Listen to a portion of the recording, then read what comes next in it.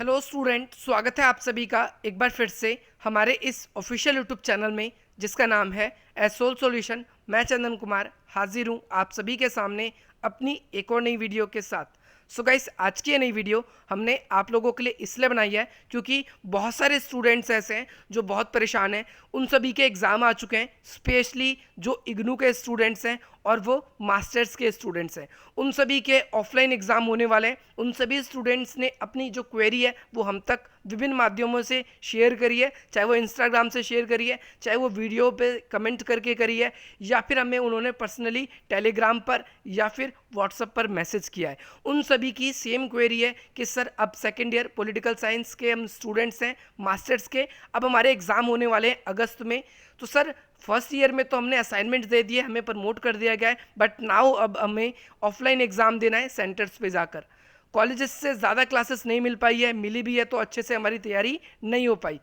आपने ग्रेजुएशन के टाइम पे हमारी बहुत अच्छे एग्जाम्स की तैयारी कराई थी और अब सर हमें आपकी फिर से ज़रूरत है। बहुत सारे स्टूडेंट्स की ऐसी क्वेरी मेरे पास में आई। तो गाइज़, आप लोगों की क्वेरी को हमने एडमिट कर लिया और आज से आप सभी के लिए जो वीडियो है वो आने स्टार्ट हो गई है। स्पेशली जो मास्टर्स कर रहे हैं, सेकेंड ईयर के स्टूडेंट्स हैं, यहाँ पर आज की इस नई वीडियो में हम सभी इंपॉर्टेंट क्वेश्चन की बात करेंगे। और यहाँ पर हमने क्वेश्चन जो है वो टाइप वाइज बनाए।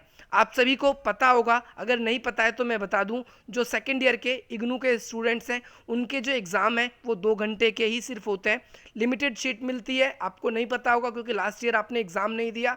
आपको एसओएल में या फिर उससे पहले आप लोग जब भी एग्ज़ाम देते थे तो ऐसा होता था कि आप जितनी मर्जी शीट मांगो आपको मिल जाती थी। लेकिन इग्नू अपने कुछ खास रूल और रेगुलेशन के लिए पूरे भारत में जाना जाता है कि आपको एक्स्ट्रा शीट नहीं दी जाएगी। 2 घंटे का ही सेकेंड ईयर में टाइम मिलता है। जो मास्टर्स के स्टूडेंट हैं उसी के अंदर उसी में सीमित रहकर आपको लिखना होगा।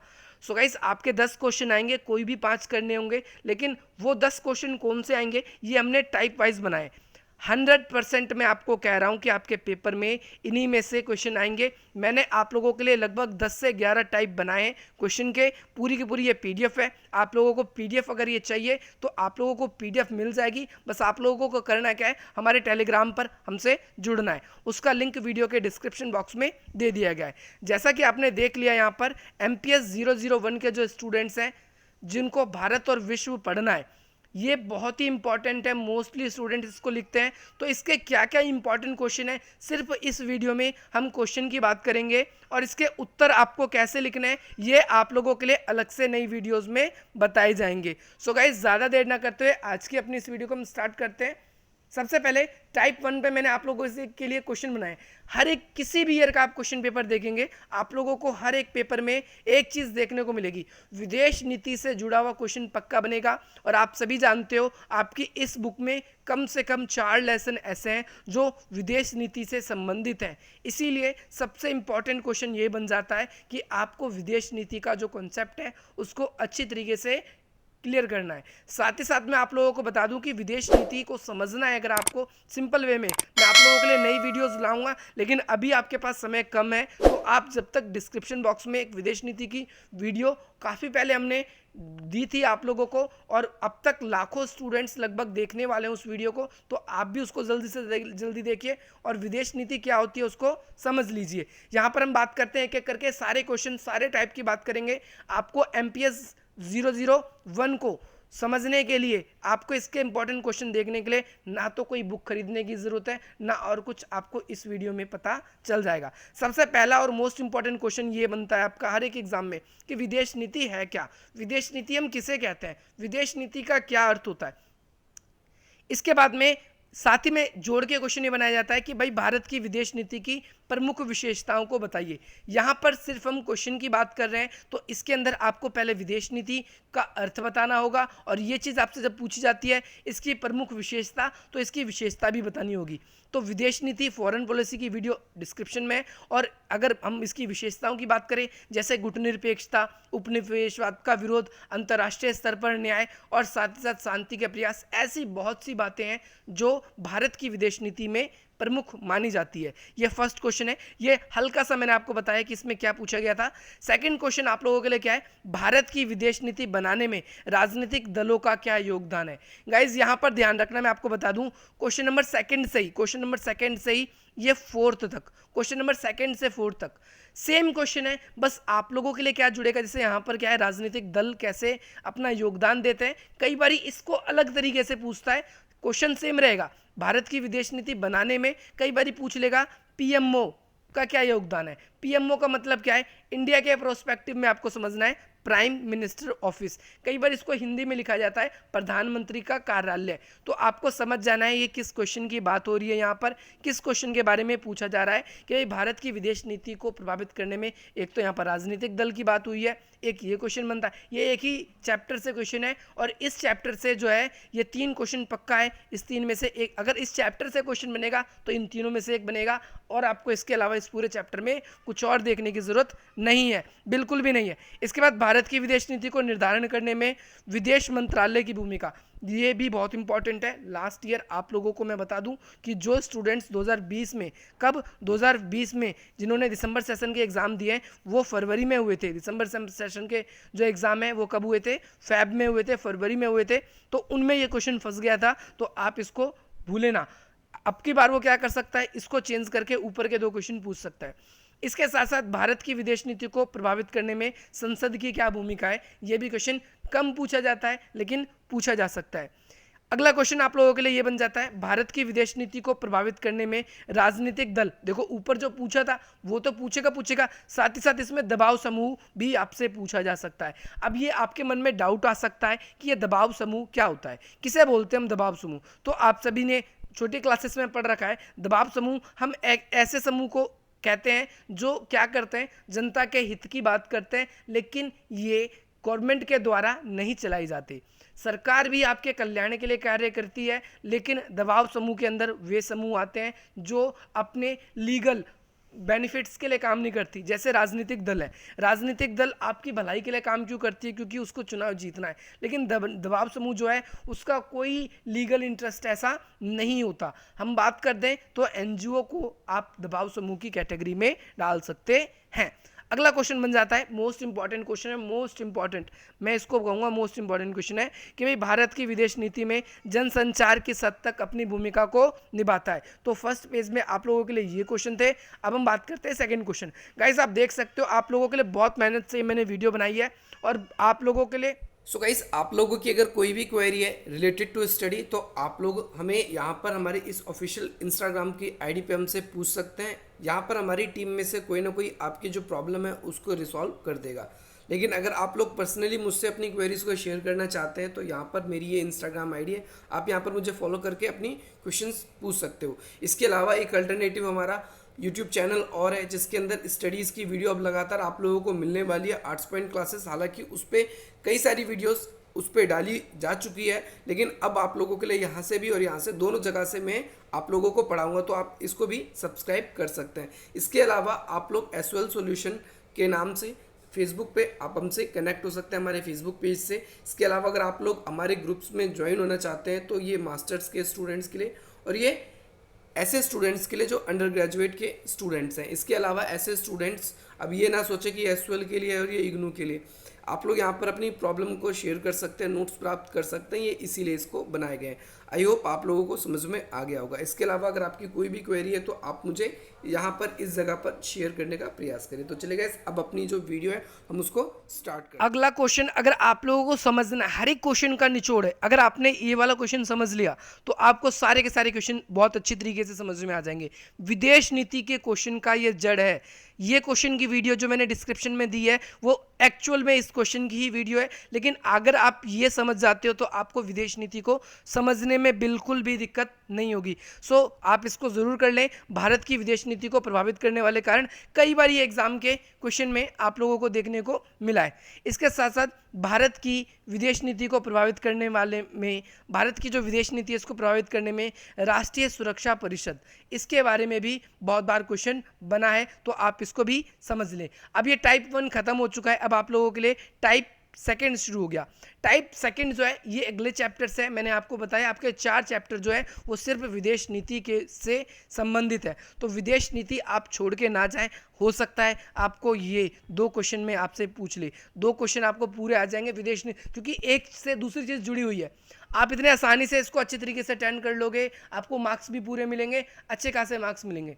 साथ ही साथ यहाँ पर हम देखेंगे अगली जो ये सिंहावलोकन है। सिंहावलोकन का मतलब है कि जितने भी हमारे प्रधानमंत्री या जो शासक रहे आज़ादी के बाद से हमारे, उनके टाइम पीरियड के दौरान में हमारी विदेश नीति जो थी वो किस प्रकार की रही। जैसे टाइप सेकंड में आप देखेंगे यहाँ पर मैंने आपके लिए लिखा है भाई नेहरू जी के समय में भारत की विदेश नीति का क्या प्रोस्पेक्टिव था, क्या योगदान था नेहरू जी का। सेकंड क्वेश्चन में नेहरू जी के बाद के बारे में पूछा है। अब आप सब जानते हो नेहरू जी के बाद शासन में कौन आए थे। सो गाइस कई बार आपके एग्जाम में क्वेश्चन इस तरीके से भी बनता है कि भाई जो नेहरू जी हैं उनके बाद में जो भारत की विदेश नीति है वो किस प्रकार की रही। अब नेहरू जब मर गए, आप सबको पता है कि अगले प्रधानमंत्री कौन बने थे, हमारे लाल बहादुर शास्त्री जी बने थे।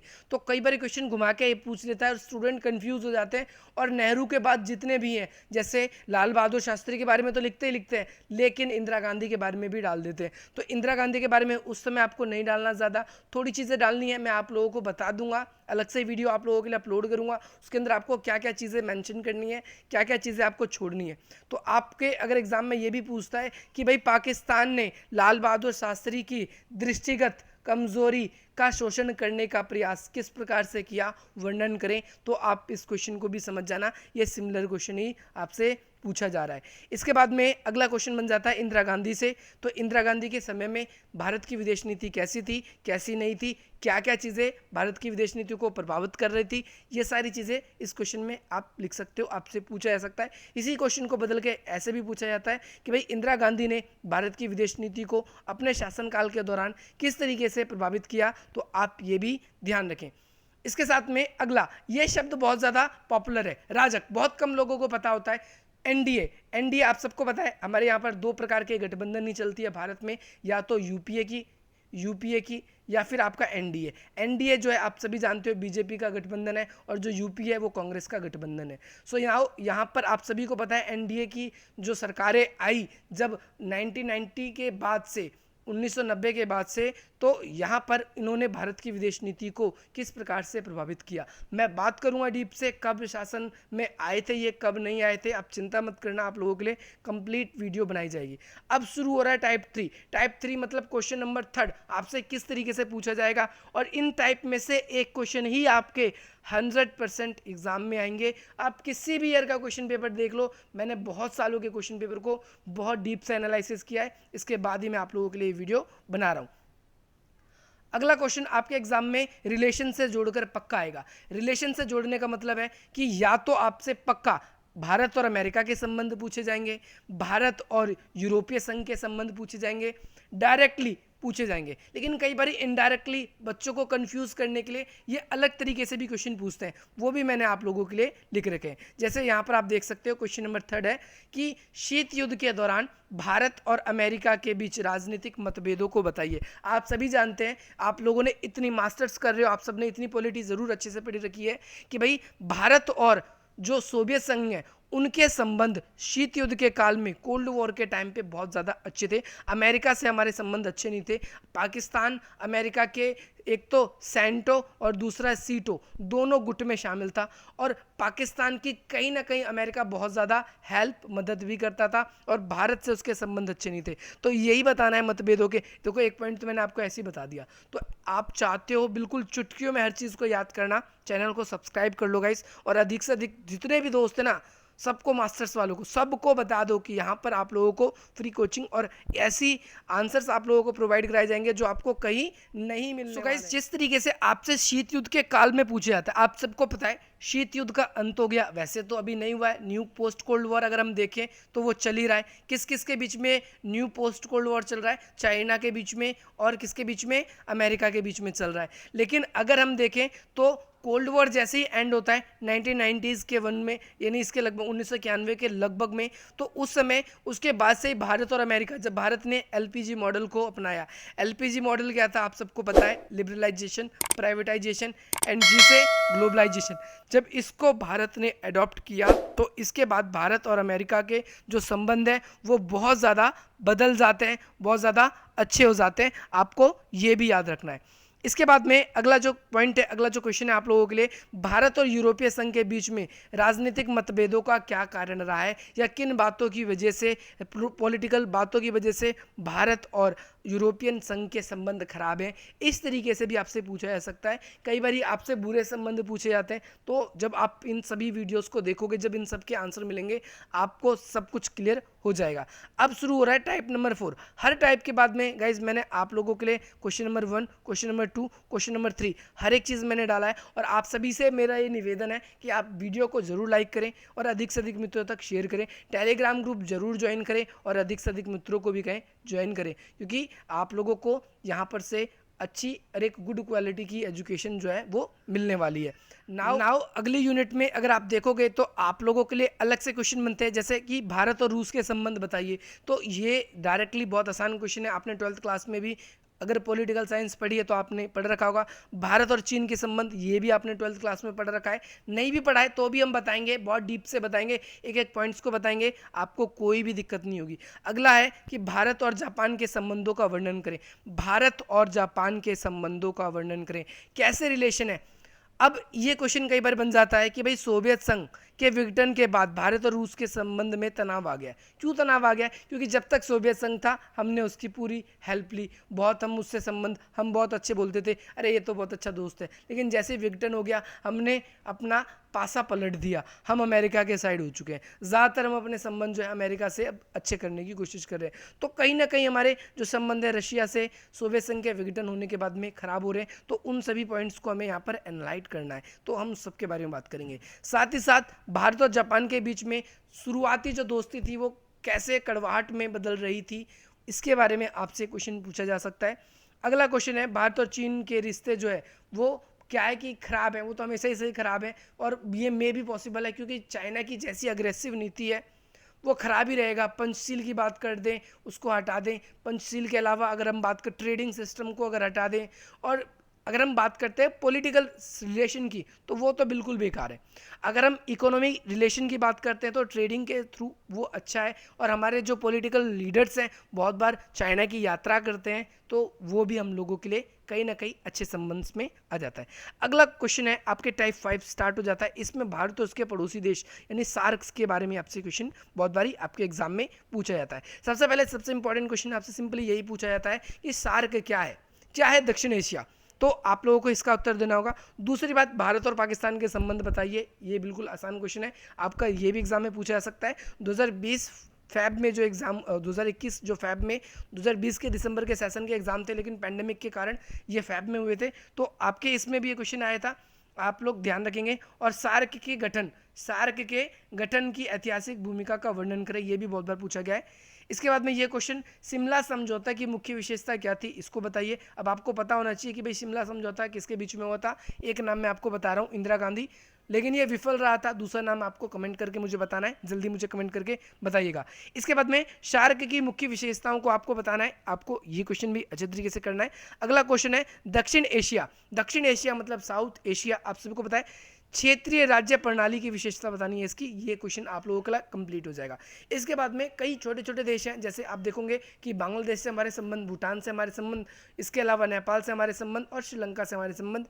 कई बारी भारत और इसके पड़ोसी देशों के संबंध बताइए, इस तरीके से पूछ के भी पूछा गया है, तो आप इसको भी नज़रअंदाज नहीं करेंगे। अगला टाइप हमारा शुरू हो जाता है, टाइप नंबर 6। इस क्वेश्चन को आप कैसे सॉल्व करेंगे, इसमें कैसे क्वेश्चन आएंगे, टाइप 6 से आसियान से संबंधित। तो सबसे इंपॉर्टेंट क्वेश्चन है इसका, सबसे पहले मैं आपको ये बता दूं, लुक ईस्ट पॉलिसी क्या है। और अब आपसे नई चीज़ ये भी पूछी जा सकती है कि लुक ईस्ट पॉलिसी जो है वो किस प्रकार एक्ट ईस्ट पॉलिसी में बदल चुकी है। और ये एक्ट ईस्ट पॉलिसी क्या है, एक्ट ईस्ट पॉलिसी, पूरा सब कुछ है। लेकिन मोदी सरकार ने लुक ईस्ट पॉलिसी, आप सबको पता है, जब 1991 में जब हमारे जो finance minister doctor Manmohan Singh थे और जो हमारे प्रधानमंत्री जो थे नरसिम्हा राव, उन्होंने लुक ईस्ट पॉलिसी को काफ़ी ज़्यादा बढ़ावा दिया था। लेकिन मोदी जी का कहना था सिर्फ हमें देखने से काम नहीं चलेगा, लुक से काम नहीं चलेगा, हमें एक्ट करना पड़ेगा, उसमें हमें उनसे संबंध बनाने पड़ेंगे, रियल में हमें कुछ करना पड़ेगा। तो ये एक्ट ईस्ट पॉलिसी से रिलेट भी करके कई बार क्वेश्चन पूछा जाता है। अगला क्वेश्चन आप लोगों के लिए ये है कि आसियान क्या है, इसकी संरचना और इसके कार्यों का वर्णन करें। बहुत बार आपसे ये क्वेश्चन भी इसी क्रम में आपसे ये क्वेश्चन भी पूछा जाता है कि भाई जो दक्षिण पूर्वी एशिया यानी जो आसियान के जो देश हैं उनसे भारत के रिलेशन कैसे हैं, भारत को क्या कभी इसके अंदर एंट्री मिल सकती है या नहीं मिल सकती, मुझे कमेंट करके बताएं आपने कितना पढ़ा, या फिर अगर आपने नहीं पढ़ा है तो जब हम आप लोगों को आसियान के बारे में पढ़ाएंगे तो आप हमें कमेंट करके ज़रूर बताएं कि भाई भारत जो है उसके इसके साथ कैसे संबंध है, कैसे संबंध नहीं है। इसके साथ साथ शीत युद्ध के दौरान भारत और आसियान के संबंधों की चर्चा कीजिए, यानी हमें सिर्फ कोल्ड वॉर के टाइम पे बताना है। यानी आप सबको पता है कि जो आसियान है कब बना है, 1967 के लगभग में बना ही है ये, और कोल्ड वॉर कब तक चला, 1991 तक। तो इस बीच के आपको इसके टाइम पीरियड के जैसे भी रिलेशन रहे आपको ये बताने पड़ेंगे। आई होप आपको ये क्लियर हो गया होगा। अगला क्वेश्चन हम लोगों के लिए इंपॉर्टेंट बन जाता है नेक्स्ट, मध्य एशिया के देश जो है उनसे देशों के जो भारत के संबंध है, जैसे भारत और इजराइल के संबंध बहुत बार पूछा गया है और ये क्वेश्चन आप लोगों को नज़रअंदाज बिल्कुल नहीं करना। जितने क्वेश्चन बता रहा हूँ आप लोग ये क्वेश्चन कर लो, आप लोगों को कोई नहीं रोक सकता। 100 मार्क्स का पेपर आएगा आपका या 50 मार्क्स, वैसे तो 50 मार्क्स का आएगा क्योंकि सेकंड ईयर में आप लोगों के पास में 8 सब्जेक्ट हो जाते हैं। 50 मार्क्स का पेपर आएगा, 10 मार्क्स का लिखना है। 10 मार्क्स के लिखने के लिए आप लोगों को कितने आंसर चाहिए, कितना लिखना है, 2 घंटे का टाइम है गाइस, सब कुछ बताने वाला हूँ, बस चैनल के साथ बने रहिए, हमारे साथ बने रहिए। केंद्रीय देशों के साथ में भूसामरिक क्या महत्व है भारत के लिए, क्यों इंपॉर्टेंट बन जाता है भारत के लिए। जो केंद्रीय देश है, सेंट्रल देश है जो भारत के, जैसे अफगानिस्तान और उसके आसपास के जो पड़ोसी देश हैं, तो इसके बारे में बताना है, या इजराइल और उसके आसपास के जो देश हैं। साथ साथ पश्चिमी एशिया में भारत मुख्य सुरक्षा और आर्थिक सरोकार क्यों मानता है अपना, इसके बारे में भी क्वेश्चन आपसे बहुत बार पूछा गया है। साथ ही साथ ये दोनों सेम क्वेश्चन है, आपसे अलग अलग तरीके से पूछा जा सकता है। बीच में मैंने अथवा नहीं लिखा, अगर आप इसको नोट कर रहे हैं तो आप जरूर अथवा लिख लें, स्क्रीनशॉट ले रहे हैं तो भी आप इसका स्क्रीनशॉट ले सकते हैं। अगला बन जाता है टाइप 8 क्वेश्चन। अगला क्वेश्चन बन जाता है आपका टाइप 8 का। टाइप 8 क्वेश्चन क्या है, जरा आप इसको ध्यान से देखेंगे। ये बहुत बार पूछा जाता है, या तो आपसे लैटिन अमेरिका से संबंध पूछे जाएंगे कि हमारे लैटिन अमेरिका के देशों के साथ कैसे संबंध है, या फिर आपसे अफ्रीका के संबंध पूछे जाएंगे। अफ्रीका के संबंध ज़्यादा पूछे जाते हैं, लैटिन अमेरिका के भी पूछे जाते हैं, और कई बार कैरिबियन देशों के साथ भी आपके संबंध पूछे जाते हैं। सो गाइस नाउ यहाँ पर बहुत बार ये भी पूछा गया है कि भाई हम अफ्रीका के देशों के साथ क्या क्या व्यापार करते हैं, क्या क्या खरीदते हैं, क्या क्या आयात करते हैं, क्या क्या निर्यात करते हैं, क्या एक्सपोर्ट करते हैं और क्या इंपोर्ट करते हैं। ये क्वेश्चन भी आप लोगों को नज़रअंदाज नहीं करना है। अगला क्वेश्चन आप लोगों के लिए बन जाता है कि भारत और अफ्रीका के संबंध जो है और उनमें सहयोग के क्या कारण है, क्या क्या ऐसी चीज़ है जो हम लोगों को हमारे संबंध को अच्छा बनाती है, और क्या ऐसी बातें हैं जो हमें हमारे बीच में मतभेद पैदा करती है, जो हम लोगों के संबंध अच्छे नहीं बनाती। ये क्वेश्चन आई होप आपको क्लियर हो गया होगा। अगला क्वेश्चन है टाइप 9, निशस्त्रीकरण से भी, या निरस्त्रीकरण जिसे आप बोलते हो, या फिर आप हथियारों की होड़ के रूप में जिसको समझते हो, इससे भी क्वेश्चन कई बार बनता है। तो आपसे सबसे पहले ये पूछा जाएगा निरस्त्रीकरण या निशस्त्रीकरण क्या है। दूसरी बात, निरस्त्रीकरण के 4 स्तंभ कौन से हैं, ये क्वेश्चन है, तो इसके बारे में हम अलग से वीडियो में बात करेंगे। यहाँ पर हम सिर्फ क्वेश्चन के बारे में बात करें, मैं फिर से रिपीट कर रहा हूँ।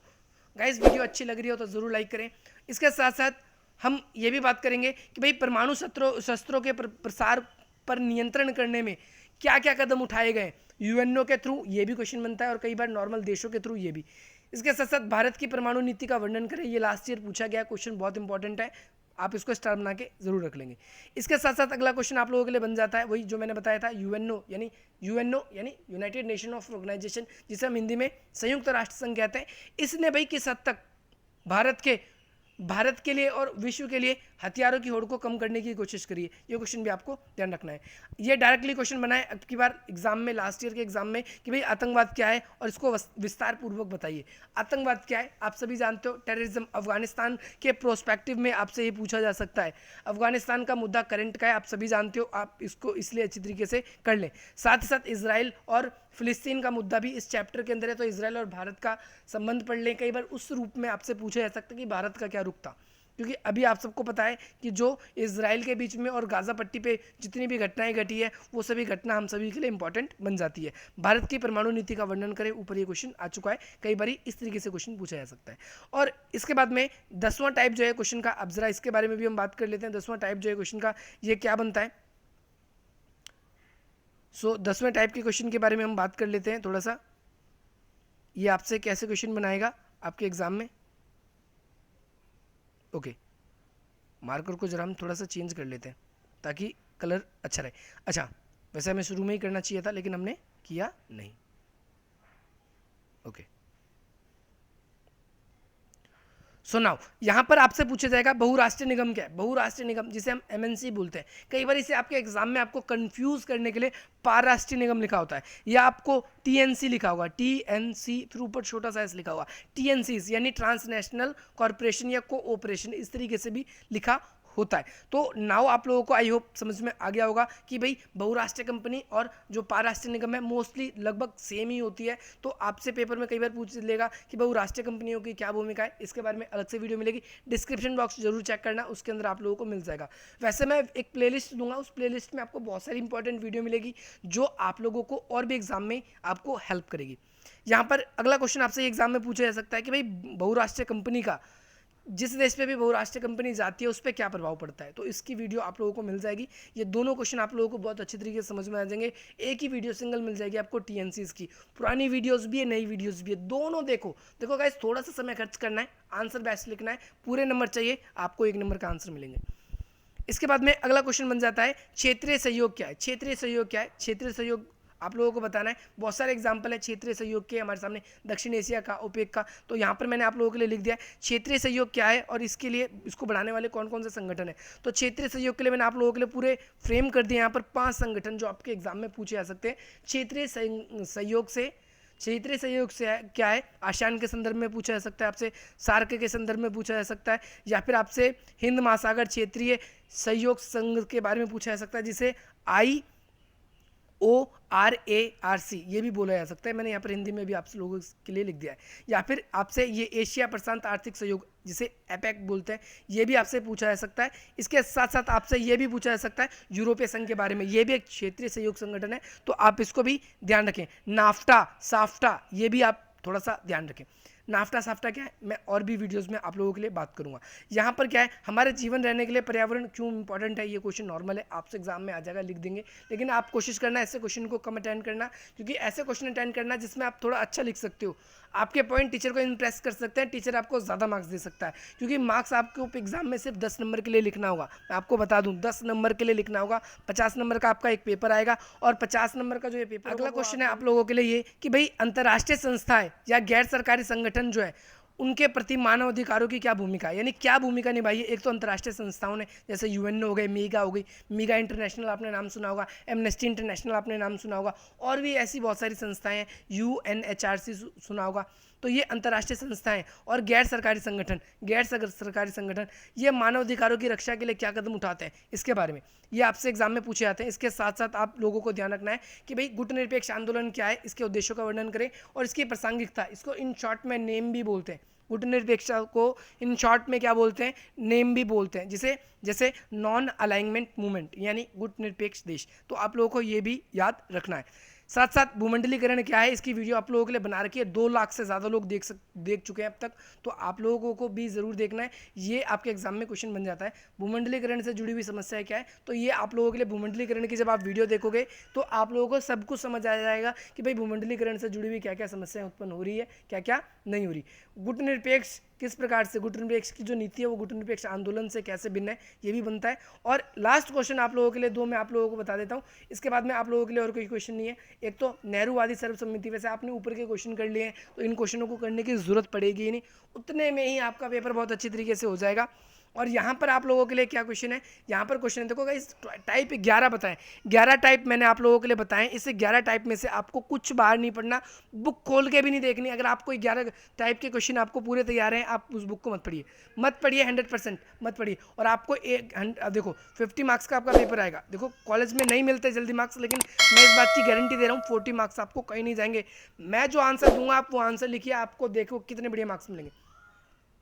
इसके साथ साथ ये आप 2 क्वेश्चन और कर लेंगे, इसका स्क्रीनशॉट ले लेंगे। आई होप गाइस आप लोगों को आज की इस वीडियो से बहुत वैल्यू मिली होगी, और इसी प्रकार की इंटरेस्टिंग वीडियोस देखने के लिए आप हमारे चैनल को लाइक करेंगे, हमारे चैनल की वीडियो को लाइक करेंगे, अधिक से अधिक मित्रों तक शेयर करेंगे, और इसी प्रकार से हमारे चैनल को सब्सक्राइब करेंगे। सो गाइस मिलते हैं हम आपसे अपनी अगली वीडियो में। जय हिंद, जय भारत।